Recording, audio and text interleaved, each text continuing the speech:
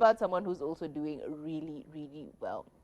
Betty Kyallo has always been one of those people who, regardless of what room she walks in, she will somehow become the brightest, the brilliant, the most, that's what we've been looking for. It's a room in any space that she walks into. You can clearly tell she has a thing around her or a thing about her that's just like very, that's what I'm looking for type energy. And it hasn't changed even now, because when she went back to TV, it seems like everybody is like, where have you been, girl? We've missed you. She's popping again. People are talking about her again. It's like she's never really left the limelight. And even when she was like out of TV for many, many years, she's doing well. But the thing people never seem to want to let go of is figuring out who is she dating. And I think this is because of the drama that happened from her most public relationship, where allegedly she was left in the middle of the road with, and kicked out of a car, a very prestigious car, and everyone is like, okay, so what's going on now? Is she in another situation where she's like, in a bad way and whatever?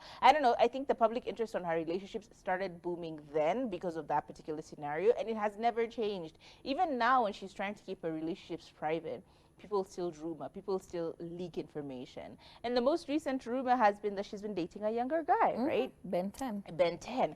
And everyone is like, how much younger is he? What does he look like? Do you guys have anything in common? And so on and so forth. But Betty is Betty. Like, if you are talking about her this way, she will kanyagia that gas. Yani atakayaga yo mafuta mnasikia tu ana rev huko. And you're wondering, what's going on? And this has been the recent norm when it comes to this mysterious younger man that she's allegedly dating.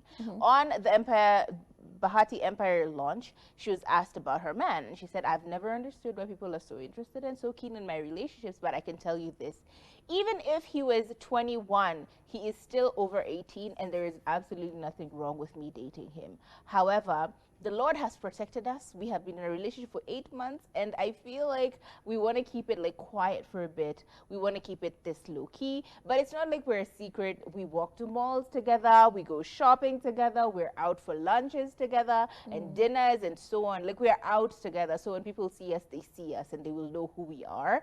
But I'm not keeping him a secret. All I'm saying is that at this moment, I'm not like hard launching him on social media or even soft launching him on social media. You will wait for that, and you wait for it for a bit, because I'm not going to do that.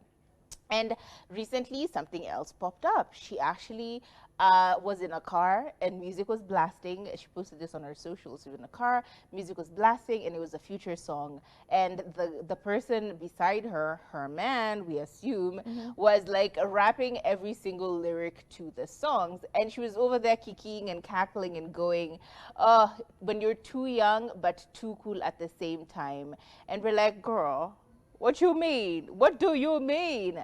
Anyway, just in case you are not aware, she is happily in a relationship, and she says, I think, let me find that quote where she said, when they're younger and way too cool, ladies, it's not easy. So basically, she is really, really reinforcing that message of soft launching, but not, It's like, I will show his hand. For her, she has decided, I will make you listen to his voice, I will give you snippets of him, but I will not give him fully. And honestly, I don't see anything wrong with it. Like, it's her relationship. Let her do what she feels is right for them.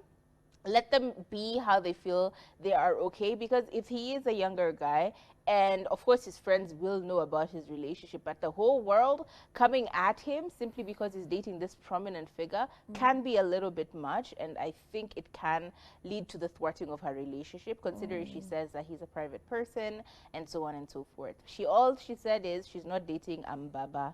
She said amewacha mabudesco wakunywe dawa, at least wa recover kidogo. So she's not dating an older guy. Know that.